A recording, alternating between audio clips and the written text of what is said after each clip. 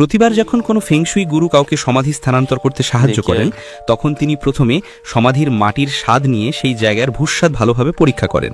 যদি মাটির স্বাদ টক বা তিক্ত লাগে, তবে তিনি তার লোকদের কবর খোলার অনুমতি দেন, কারণ এর অর্থ হলো মৃত ব্যক্তির সঙ্গে এই ভূমির মিল নেই। পরদিন আবার কেউ একজন অনেক টাকা খরচ করে সেই গুরুকে ডেকে আনলো, আশা করলো যে তিনি তাদের পূর্বপুরুষের নামবিহীন সমাধিটি সরিয়ে দেবেন। কিন্তু এবার যখন চিয়াঙ্গে মাটির স্বাদ পরীক্ষা করলেন, একটি তীব্র লৌহ রক্তের গন্ধে তার মাথা ঝিমঝিম করে উঠল।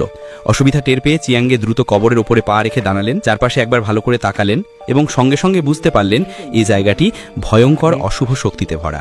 তিনি বুঝতে পারলেন যে সমাধির মালিকের পরিচয় স্বাভাবিক নয়, তাই কোনো দ্বিধা ছাড়াই তিনি কাজটি ফিরিয়ে দিতে চাইলেন। কিন্তু গ্রাহক তখন পারিশ্রমিক 10 গুণ বাড়িয়ে দিল। একবার ভাবলেন এই কাজটি করলেই তো হাত ধুয়ে ফেলতে পারবেন। শেষ পর্যন্ত চিয়াঙ্গে রাজি হয়ে গেলেন। অল্প সময়ই তারা 5টি শূকর এনে পুজোর আয়োজন করল। লোকেরা যখনই সমাধি থেকে এক কোদাল মাটি সরায়, তখনই পূজারী সেই শূকরের গায়ে একটি করে দাগ কাটে, ধারণা করে এতে অশুভ শক্তি শূকরের গায়ে স্থানান্তরিত হবে। কয়েক ঘন্টা পর সবাই মিলে সফলভাবে কফিন তুলে ফেলল।